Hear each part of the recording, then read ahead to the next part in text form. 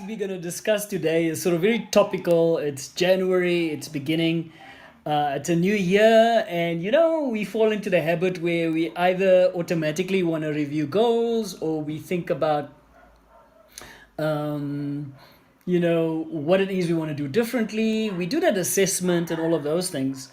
And, I just wanted to go into the finer point of assessing goals, looking how you review the previous year, like in our case, of course, everybody's case is 2021.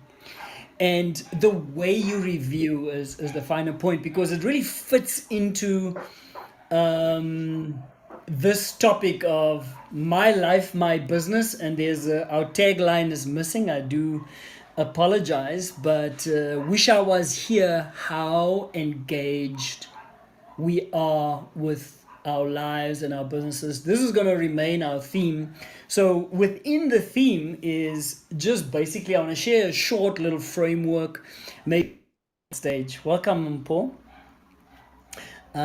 So here's a framework: 7 things, right? That one has to consider, 7 levels, if you like. I'm going to keep it very, very simple and brief.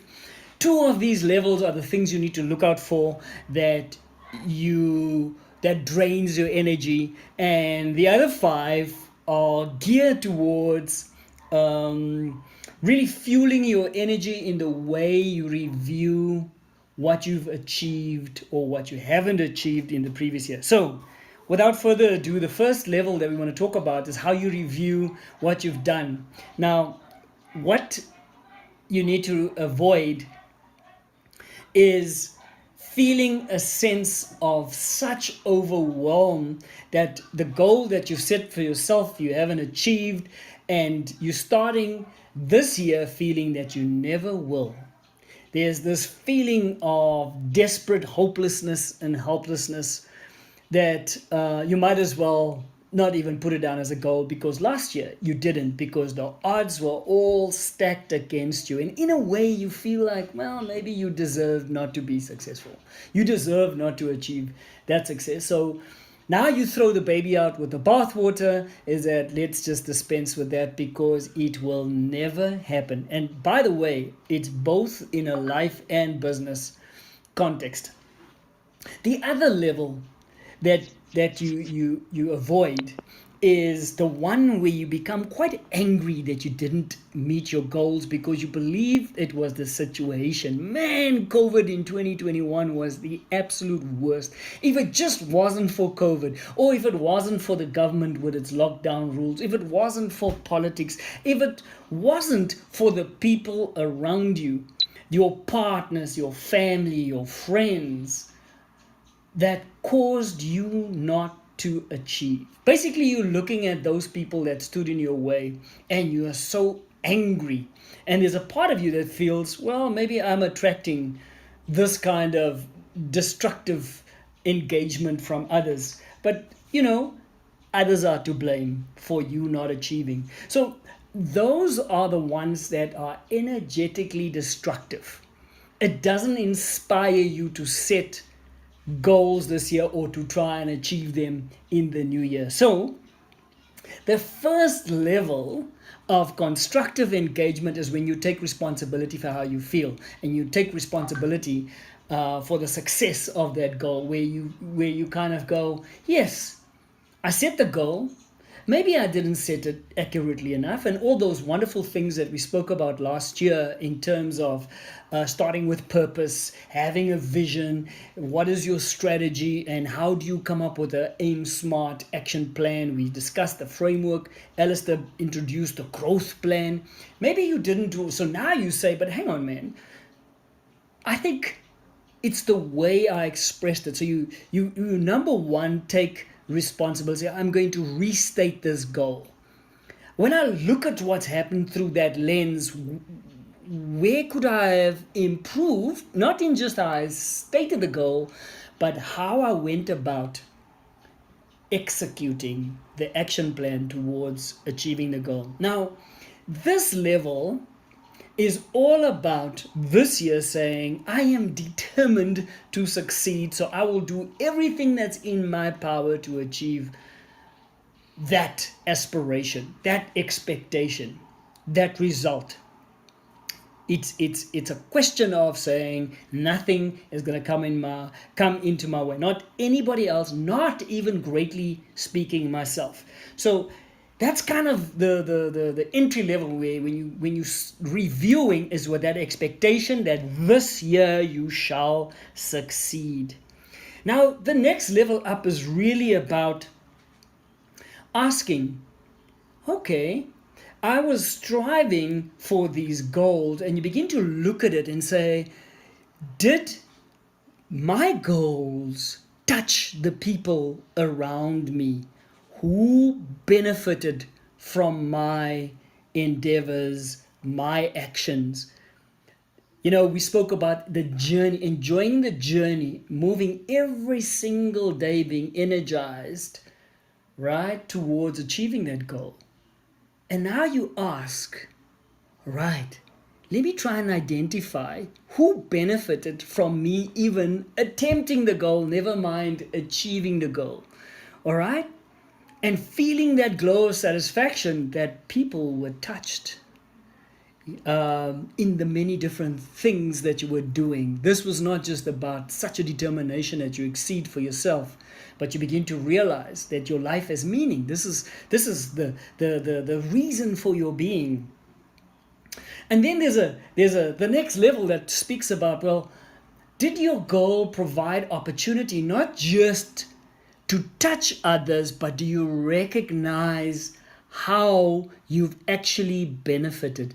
Many a times we set our goals in such a way that we become so focused on that parameter that we are assessing that when we miss that parameter, we don't realize that we have achieved other things. So it's looking far deeper than being superficial in terms of how your goals have impacted on everyone around you and how you personally have benefited. What is that silver lining of opportunity that the implementation and the action steps that you've taken in terms of achieving that goal? What impact has that made in your life? And then, what new relationships did you grow, develop, unearth?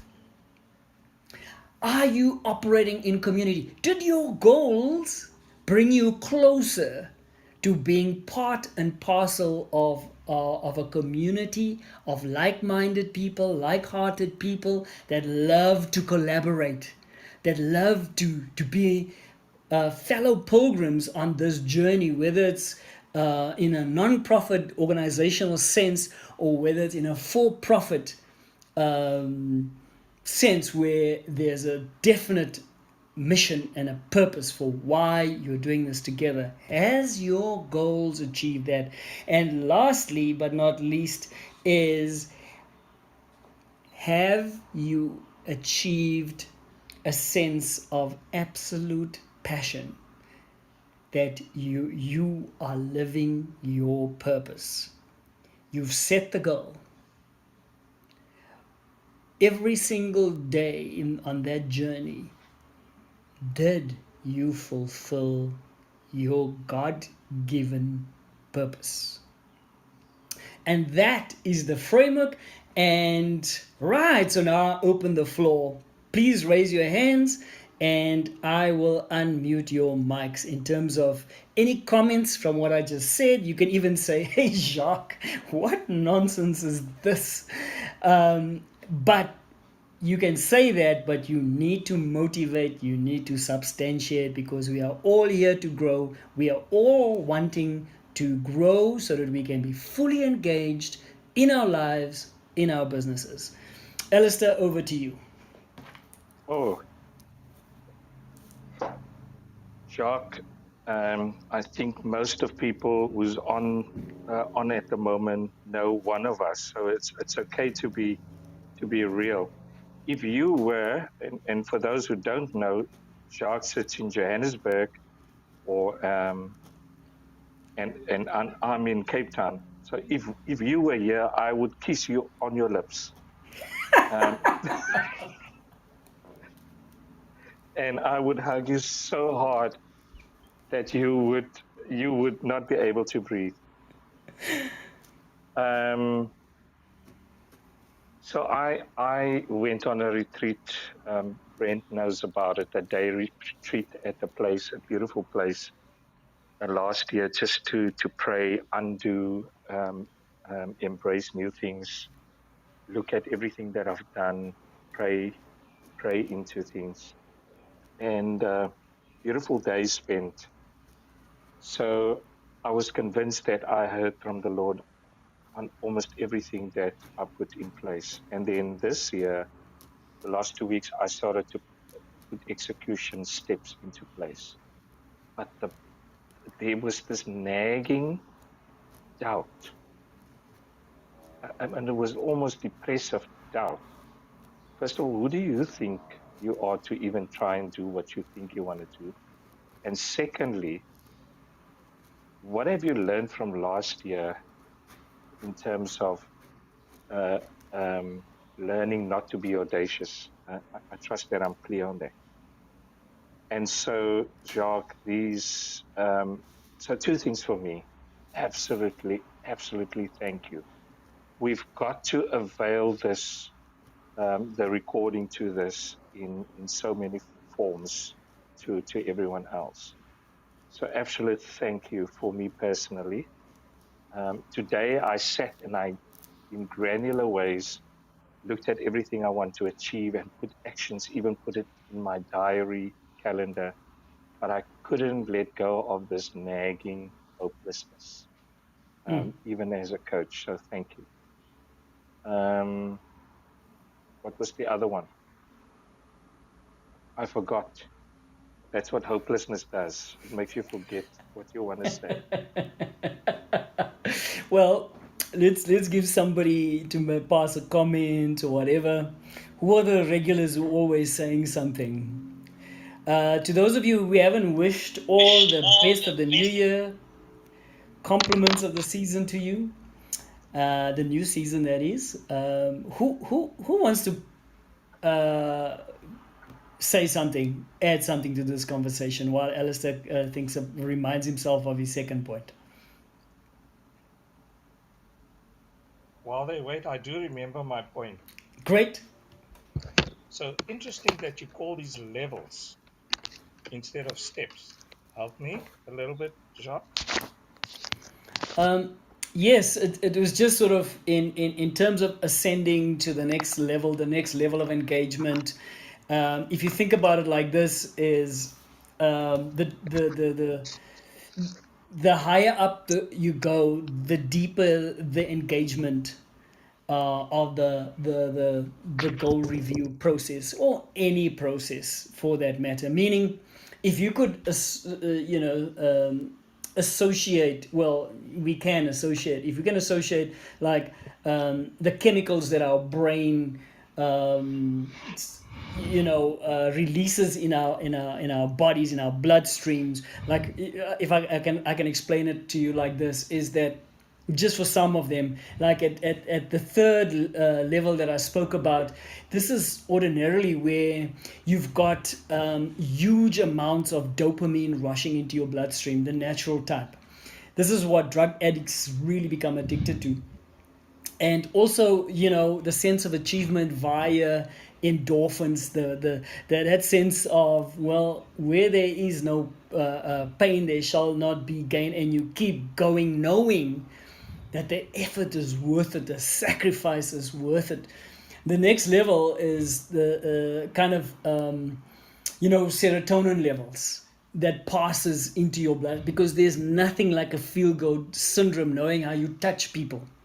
It's even greater than the dopamine rush that you feel, which wanes pretty soon. It doesn't say serotonin lasts a lot longer.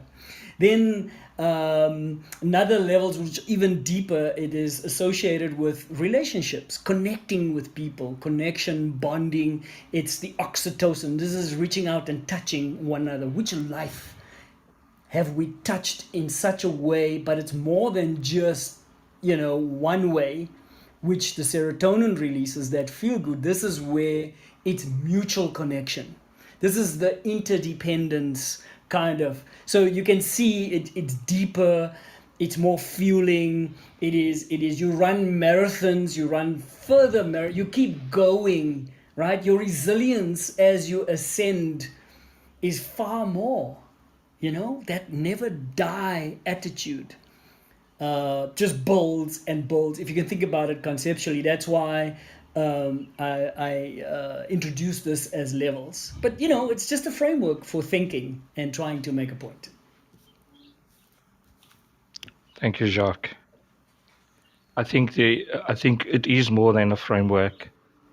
If we can explain the psychology behind our statements and almost the biology, which is what you also did, the release of chemicals, it makes it so much more powerful and enduring. So yeah, so I think it's more than a framework. It is that, but let me give you the credit. Oh, it's a new year indeed. All right, let me, Brent, would you like to say something? If as you all know, you know the drill. Just let me see your hand and I'll I'll open up. There we go. Brent, you've got the floor, my friend. Welcome. Good afternoon, everybody. All the best for 2022. Thank May you. may all the blessings of God that make it rich, may it follow us and be our portion in the season. So I think the setup for Thank you. this year has been a rough start because on the 2nd of Jan, we lost our dad. He passed on, Oh, and shame. so we had to hit the road running, quite hard. And but all of that in good spirits, because as hard as it was, we were well prepared by the medical team to say that it was a 90% chance that my dad would pass on. But having that time with our family to reflect, and to ask ourselves, so what is it that we want to do? It was very interesting how my father's death brought us together as a family.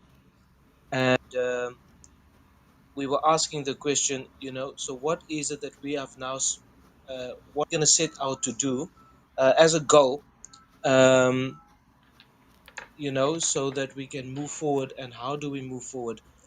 And it was really interesting to just get the feeling of my siblings and all the grandchildren, um,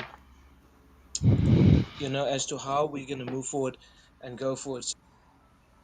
So that has been a sort of a tough road for us at this stage, and we're just trying to not trying to think too hard about it, but trying to just be real about it, and just trying to go through that process of mourning, but also just being together as family. So I think that's where we're at this stage, Yeah, where I'm at. thank you. Yeah, thank you, Brent. Uh, Uncle Mally, which is Brent's dad, massive mentor to me. Yeah, definitely a mentor, or such a powerful example and legacy is left. I think, Brent, as we shared personally, I think we spoke 15 minutes before your dad passed away. And at that time, we said it could take up to 7 days. So again, our deepest thoughts with you. So my dad died in 2018. In fact, was brutally murdered, um, and the case is only coming up 1st of February in the High Court. But what happened was, um, more than 1,000 people rocked up this man's funeral, and which blew our minds as a family. And because this was a guy who never addressed crowds, etc. Was a simple mechanic. The highest level he was a foreman in a workshop. How did 1,000 people rock up at his funeral? And the bottom line is this massive legacy he left behind by touching people one person at a time. And so what helps us, Brent and others, is, and for us who's still alive, to think about our legacy, is what he stood for, and why we are so positive, even about his death, was we could thrive, we could feed on that legacy. And if I think back, Jacques, I think silently or subconsciously we will all asking these four questions about, so who was this man, and ask these four questions. And even the youngest grandchild made the statement, I want to live like Papa. And today, 2 years, they're all living that legacy. So Jacques, thank you. So instead of just looking back at last year, it also serves us to think of people who's left powerful legacies with us.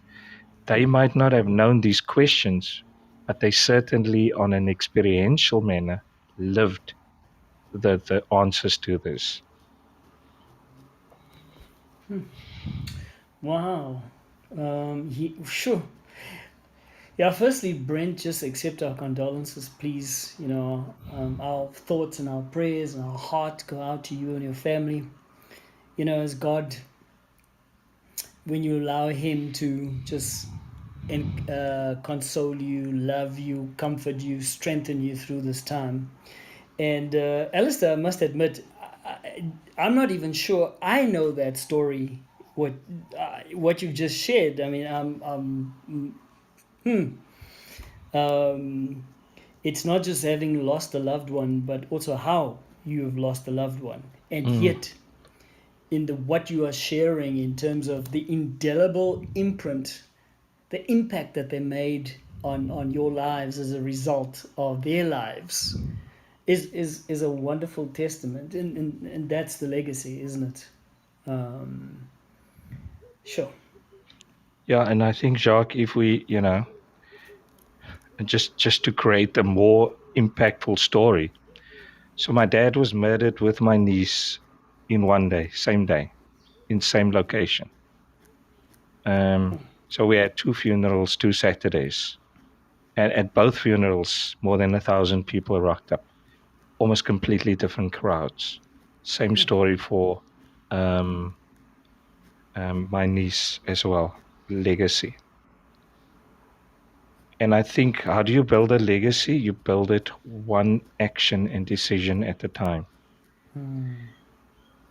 And if we can ask daily those four questions, this is why this thing is so deep. If we can ask ourselves at the beginning of the day those four questions, at the end of the day, we ask ourselves, where do I stand in my answers to those? I think we're setting ourselves up to be better people now and tomorrow morning. Because, thank you. But, the legacy was so powerful, and Brent, you're going to experience the same in your family, that people phone us, and, Christmas, my sister passed away because of COVID in July this year. So Christmas, people phone us and email and WhatsApp, and how you doing? But you almost sense that sympathetic tone even in a WhatsApp, to the point where we ask, why is it that people are asking how we're doing? Then we had to remind ourselves, we lost loved ones. My point is, their legacy was so powerful, even my sister, that that it was more powerful than the loss and the grief that we experience, and still serves us well. Wow, and I mean, isn't that interesting? And Brent mentioned that the whether you call it the golden thread or the silver lining or whatever the case might be, is how the family came together. There's nothing more powerful when people reconnect or strengthen the bonds that they have, especially as family. It's amazing how we don't make time for one another, and then when tragedy strikes, it doesn't automatically mean that it brings people together. It can also No. drive a wedge. And so, we are therefore grateful. So, in amongst all of it, it's amazing how where our conversation has led. So, and the time has just gone by so quickly, Alistair. So, yeah, I'm just gonna then hand over to you, and so that we wrap up. And Yes. Thank you, Jacques. I have two things that I need to ask and that I suggest that we continue this conversation next week, because I think more people need to, even if you repeat those 4 points again, then obviously we avail the link to the recording, because that increases the impact, but that every one of us